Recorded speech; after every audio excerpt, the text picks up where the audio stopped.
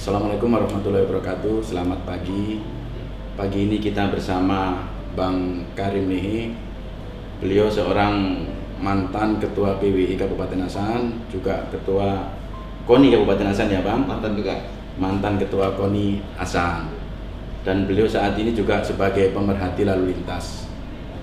Selain itu Bang, apa kira-kira kegiatan Abang setiap hari Bang?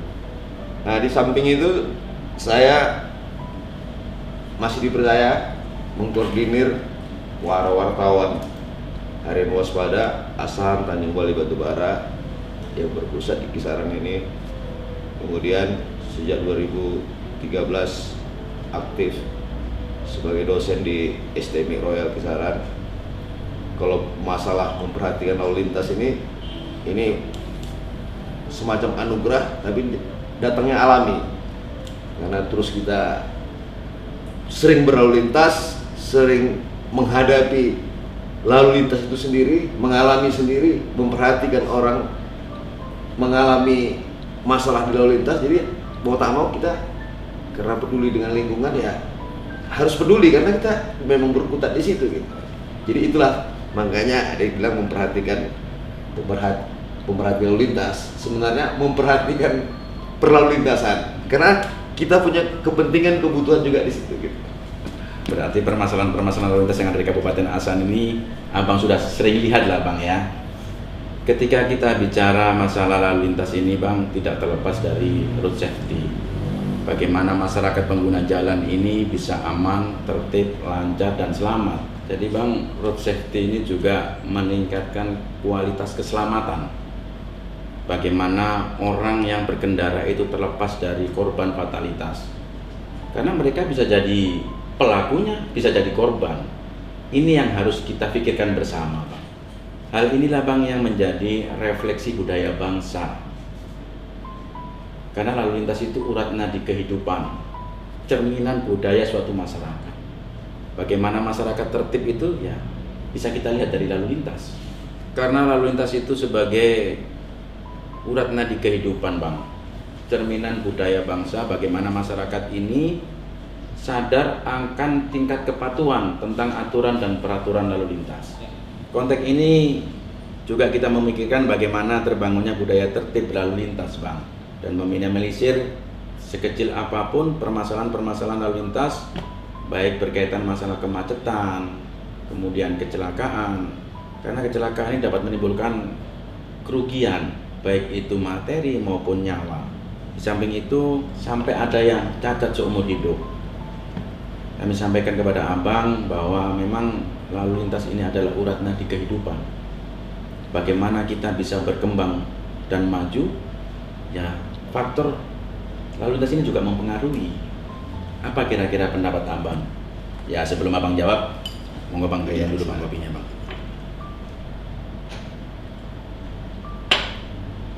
Kalau pendapat saya, Mas, sama. Kalau pertanyaannya bagaimana supaya kita ini baik, berkembang dan maju, karena Mas sampaikan tadi, lalu lintas ini kan urat nadi yang mempengaruhi segala sektor. Betul. Termasuk pedagang kecil dan petani. Betul. Jadi melihat kondisi kekinian, kita memang harus miris. Ini kita artikan kaum milenial ini belum sadar aja bagaimana road safety itu. Mau berkendaraan bermotor itu kan tentu ada syarat-syarat di sana. Iya betul. Inilah yang kita harapkan, tidak hanya satuan lalu lintas yang berkeinginan seperti yang Mas sampaikan tadi. Betul. Ada di instansi lain, dinas perhubungan dan segala macam. Stockholder ini sepertinya biasanya seperti tidur ya, tanda kutip, tidak bergerak, ikut menyentuh, menyadarkan. Nggak mungkin polisi dan pemerintah itu nggak mungkin ini mewujudkan road safety tanpa dukungan masyarakat. Karena Betul. yang berlalu lintas sehari-hari itu yang berkepentingan di sana masyarakat. Jadi saya berterima kasih bisa hadir di sini mendengarkan lebih konkret lagi.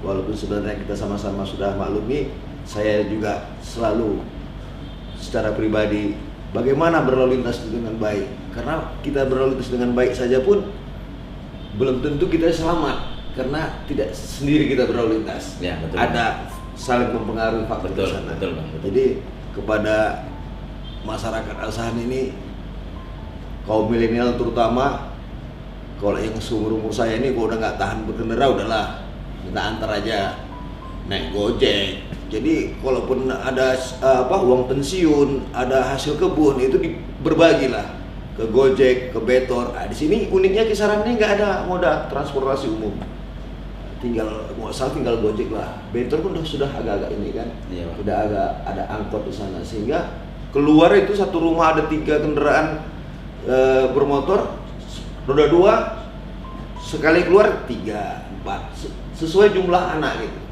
Ini kalau ada transportasi umum kan lebih ini lagi. Ya, betul. Jadi saya harap kitanya di sini masyarakat Asahan ini, kalau Pak Polisi ini udah sesuai aturan-aturan tadi, tak berani mereka ini melanggar itu.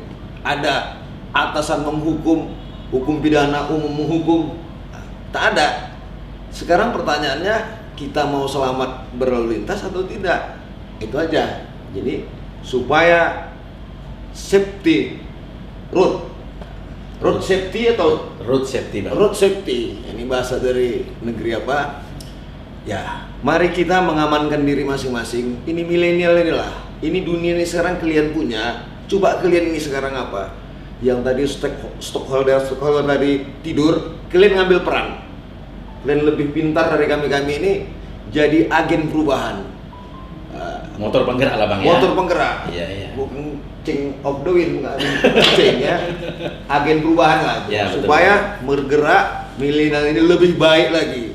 Karena kehidupan kalian saat ini itu didukung fasilitas-fasilitas yang lebih mumpuni daripada kami dulu.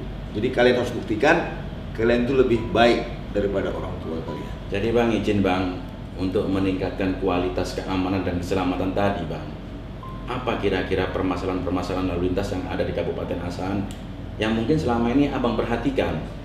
Jadi saya jawab konkret sesuai fakta di lapangan, sesuai dengan pengamatan kita. Ini ada beberapa titik di sini yang acap kali itu terjadi pelanggaran dari Imam Bonjol masuk ke Singamangaraja arah stadion, ya, di Jalan Bakti. Kemudian Jalan Imam Bonjol ini Tugu itu sering nyusur ke Diponegoro. Padahal dia kalau muter sedikit aja. Padahal dia balik ke Cokro, masuk Rifai ya, ketemu ya ke muter Diponegoro. ya. Jadi itu konkretnya itu, jangan melawan arus lah kita. Yang namanya melawan itu ya nggak betul, hasilnya nggak betul, pasti tak baik. Kemudian penggunaan helm. Ya, Bang. Ini ada semacam joke atau apa, tapi itu faktanya demikian. Habis lepas asar buka helm. Ini mama ini kasih contoh lah sama milenial yang bagus. Kalau sore itu habis asar itu keramas, ya, tak usah keluar dulu, tunggu kering rambut baru keluar pakai helm. Nah, jadi janganlah kotak yang tua-tua ini memberi contoh kepada milenial ini canggih-canggih.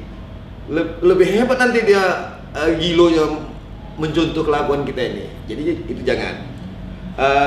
Helm ya. Kemudian tolong adik-adik milenial ini ingatkan adik-adiknya juga. Kalau kamu belum punya SIM, ya urus SIM itu ke apa. Gampang itu, ikuti aja petunjuknya gampang. Ada syarat-syarat di sana. Syarat-syarat ini juga kan Mas tentunya untuk kepentingan dia kan, ini kuncinya tadi kan road safety kan. Ya, keamanan dan keselamatannya. Perangkat lunak, perangkat kerasnya itu tujuannya untuk siapa saja yang berlalu lintas itu tetap aman. Apakah kegiatan sosial, politik, ekonomi, apalagi ekonomi yang menghidupi kita, yang tempat beraktivitas orang-orang tua kalian, saudara-saudara kalian yang dari berbagai bidang. Jadi kemudian anak-anak di bawah umur, ini fakta juga. Ini saya nggak tahu apakah ini kewenangan polisi itu apa.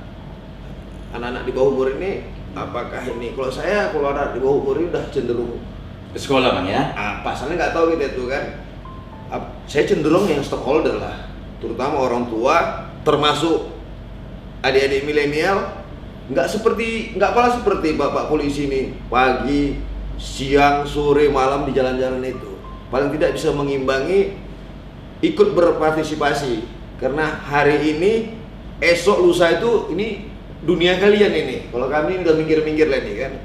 Nah, selain keluarga, tentu nih sekolah. Nah, sekolah juga punya peranan untuk menekan anak didiknya ini secara persuasif, jangan katakan apa, anak orang nih ham. Betul, Bang. Secara persuasif, bagaimana kalau belum masanya punya SIM itu jangan berkendaraan bermotor, karena bisa kalau kecelakaan tunggal dia sendiri mati. Ya. Kalau clash akan mengakibatkan nyawa orang lain Juga hilang. Ya. Ini yang clash, efeknya kan bisa mantul lagi ke yang lain lagi. Ya, betul. Jadi walaupun narkoba itu dilarang keras, tidak boleh, bukan dilarang keras atau tidak boleh, tapi pembunuh terbesar itu ada di jalan raya. Banyak kaum milenial, orang tua itu habis masa hidupnya itu di Karena jalan kecelakaan, raya. Bang ya. Yang sangat miris, setengah mati, setengah hidup, setengah mati. Mati enggak, hidup enggak, karena sudah cacat tetap ya. Nah, jadi ini narkoba, no, tidak boleh. Tapi lebih dahsyat itu lalu lintas. Terima kasih, Bang, masukan-masukan Abang.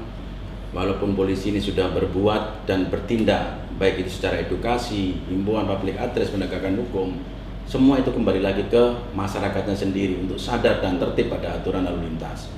Dan tentunya ini harus ada dukungan juga stakeholder yang lain. Kegiatan-kegiatan ini, Bang, juga sudah kita sampaikan di medsos, Bang. Kita ada Twitter, ada Facebook, ada Instagram, ada YouTube. Abang tinggal buka Satlantas Polres Asahan, akan terlihat semua. Nah, tentunya Abang sebagai, tadi Abang sampaikan di awal, sebagai pemersatu wartawan, apa Bang, koordinator ya Bang ya? Dari waspada koordinator. Oh, di waspada koordinator. Abang juga harus bisa mendukung kita gitu Bang. Minimal berita-berita yang bagus itu akan disampaikan kepada masyarakat, himbauan-himbauan itu, biar masyarakat juga paham. Itu Bang harapan kami. Siap Mas. Waspada akan meningkatkan kerjasama selama ini. Terima kasih, saya sudah bisa mendampingi Mas di sini untuk mendiskusikan bagaimana road safety. Sampaikan kepada anggota yang siang malam itu di jalan itu untuk mengujikan road safety. Terima kasih Mas. Terima kasih Bang Karim yang sudah hadir. Memang kami belum sempurna Bang, tapi kami tetap selalu berusaha yang terbaik memberikan pelayanan kepada masyarakat Bang. Tunggu Mas, gini. Nah, kita harus safety juga ini. Iya. Protokolnya, Saya juga lah kalau gitu Bang ya. Siap. Sukses Bang, terima kasih banyak Bang.